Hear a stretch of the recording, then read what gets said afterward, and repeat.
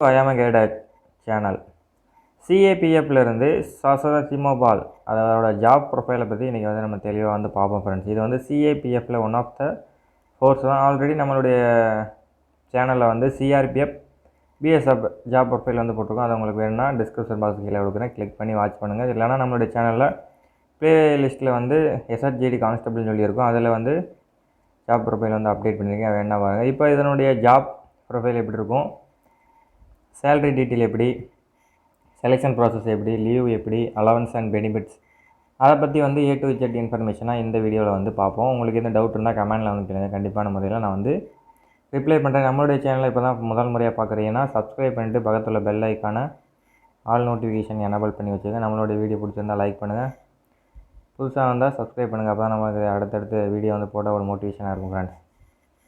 இப்போ சாசரா சிமோபால் அப்படிங்கிறது எந்த ஏரியா வந்து பார்டரை வந்து ப்ரொடெக்ட் பண்ணலாம். இது வந்து பேராமிலிட்டரியில் ஒன் ஆஃப் த ஃபோர்ஸ் தான். இது ஹை சேலரி தான். பிஎஸ்எஃப் சிஆர்பிஎஃப் இதுலேயும் கொஞ்சம் ரிஸ்க்கு கொஞ்சம் கம்மியானது தான்.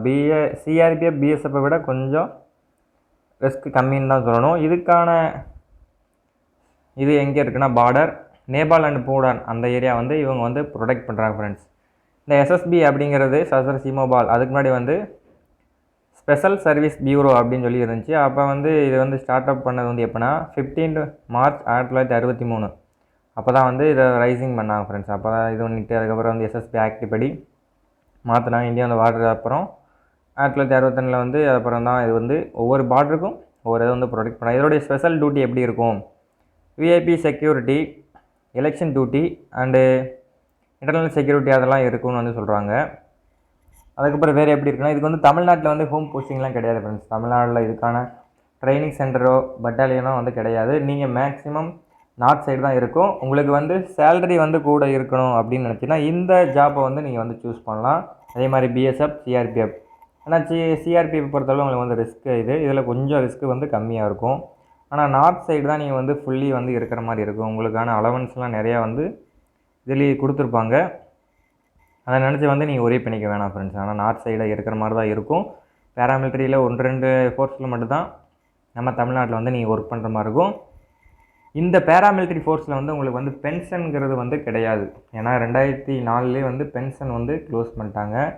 நீங்கள் வந்து நம்ம தமிழ்நாடு போலீஸ் மாதிரி 60 வயசு வரை வந்து ஒர்க் பண்ணலாம். 17 வருஷம் சர்வீஸ் முடிஞ்சாலும் ரிலீவ் வேணால் வாலண்டரி டிக்கெட் வந்து வாங்கிக்கலாம்.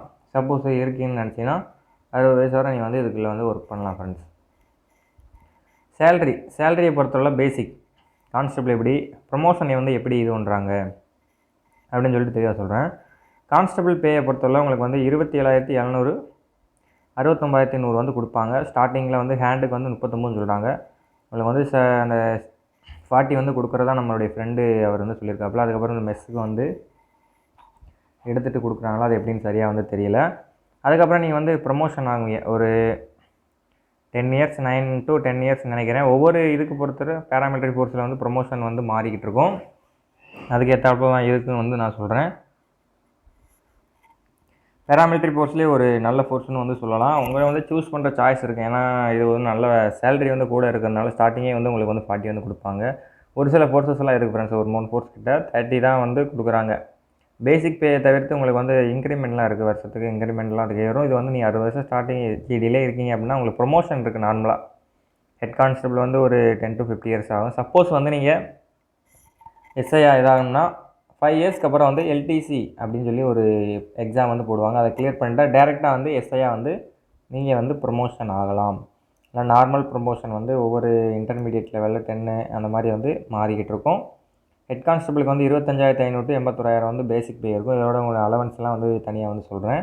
அப்புறம் வந்து அசிஸ்டன்ட் சப் இன்ஸ்பெக்டர் அதுக்கடுத்து ஏஎஸ்சியாக வந்து நீங்கள் வந்து ப்ரொமோட் ஆவீங்க. ஒரு ஸ்டார் வந்து உங்களுக்கு வந்து ஏறும். அதில் வந்து 29,200 to 92,300 வந்து கொடுப்பாங்க. அதுக்கப்புறம் வந்து ப்ரொமோஷனை வந்து சப் இன்ஸ்பெக்டர் ஆயிடுவீங்க.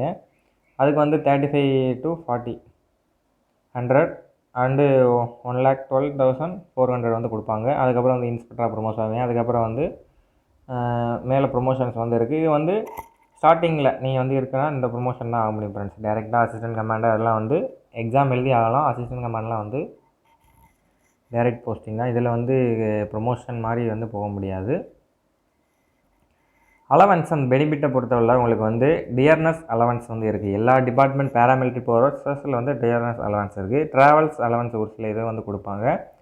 ஹவுஸ் ரெண்ட் அலவன்ஸ் அப்படின்னு ரேஷன் மணி வந்து ஒரு சில நேரம் வந்து ப்ரொவைட் பண்ணுற மாதிரி சொல்கிறாங்க. மெடிக்கல் ஃபெசிலிட்டி வந்து உங்களுக்கு வந்து இருக்கும். சென்ட்ரல் கவர்மெண்ட்லேயே அந்த எஸ்பிஐயில் தான் நீங்கள் மேக்ஸிமம் இது பண்ணியிருப்பீங்க. உங்களுக்கு சேலரி அக்கௌண்ட்டாக வந்து நீங்கள் வந்து ஒன் டைம் வந்து மாற்றிடுவாங்க அவங்களே. அதனுடைய இதோட அடிப்படையில் வந்து உங்களுக்கு வந்து மெடிக்கல் வந்து உங்களுக்கு ஃபேமிலி வந்து பெனிஃபிட்ஸ் ஆகும். அப்புறம் எஜுகேஷன் அசிஸ்டன்ட் சில்ட்ரனுக்கு எதுவும் கொடுக்குற பெனிஃபிட்ஸ் வந்து கொடுக்குறாங்க. அதுக்கப்புறம் நான் நேச்சரை பொறுத்த மாறும்.